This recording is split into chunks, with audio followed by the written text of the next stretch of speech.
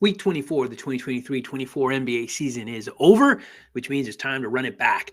This is Run It Back, NBA Week in Review, Los Angeles Clippers edition. I'm Jose Salviati, editor at thePeachBasket.net, and formerly the featured columnist covering the Clippers for Bleacher Report. This is the show where we recap the week that was for the Los Angeles Clippers and then highlight their marquee matchup for the week to come. Let's start, like we always do, with a look at where the team lands on the Peach Basket's objective power rankings this week. The Clippers finished the week at 3-1, which is exactly as predicted last week. In fact, I was able to get the wins and losses exactly right, which is pretty cool. Predicting games from this point on, though, is going to be tougher as teams are resting players and carrying a bit less, especially if their seeding is secured or they're just kind of getting ready for Cancun. Case in point, the Utah Jazz. The Clippers started the week and ended the month of March with a win against the Charlotte Hornets in Charlotte, 130-118. That win put them at 3-0 in their road trip going into Sacramento. As we predicted, they fell flat against the Sacramento Kings on their home court.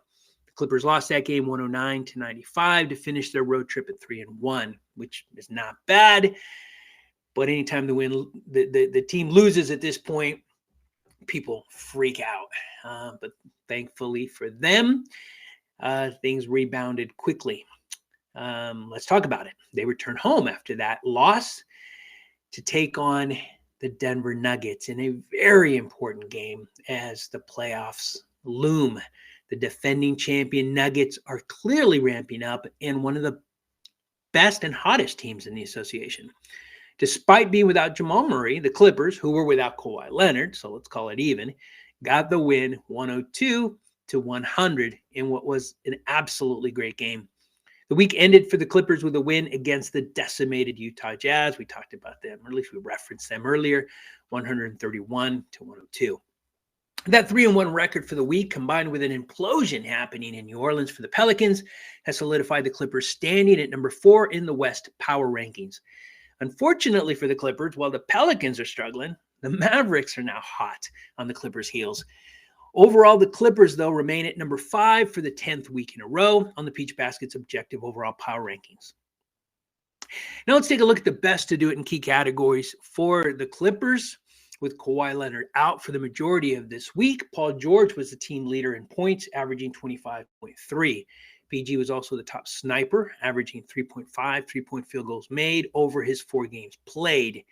Kawhi only played in 1 game in week number 24, but he made 10 field goals in that game to lead the Clippers. Now, on the rebounding side, it is all of it's Zubats. Big Zoo played 4 games and led the team in every rebounding category. He averaged 12 total rebounds, 2.3 offensive rebounds, and 9.8 defensive rebounds. This is a guy who understands the assignment. I'm a big fan of Zoo, and I'd love to see him, doing what he was brought on to do and continuing to do it well.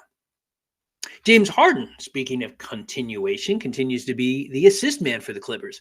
In week number 24, he played 4 games and averaged 10.3 assists to once again lead the team.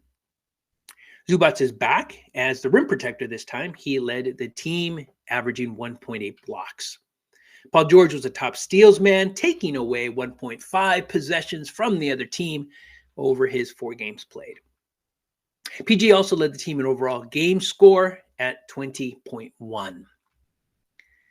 Week 25 is the final full week of games in the regular season for the Clippers and the NBA. Because the season is winding down, as we alluded to earlier, some teams will be resting players, some will be experimenting, some will be preparing to vacation. So predicting this group of wins and losses is going to be a little tougher than normal. The week starts at home with a game against the Cleveland Cavaliers. Now, the Cavs have not yet secured their seeding. They will have Donovan Mitchell available. So I think this could be a very good game. The Clippers then play a home and away series against the Phoenix Suns, starting with a game in Phoenix. The Suns are trying to avoid the play-in, inch further up in the standings. We brought up earlier that the Mavericks are on a bit of a roll. Well, so are the Suns. As we tape this on Saturday, they've gone 7-3 over the last 10 games. So these games against the Clippers will matter to them. The weekends for the Clippers against the Utah Jazz at home.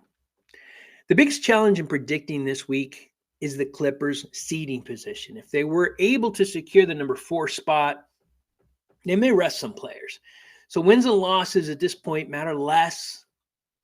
What you want to see instead is effort and intensity from whoever takes the floor wearing that Clippers jersey.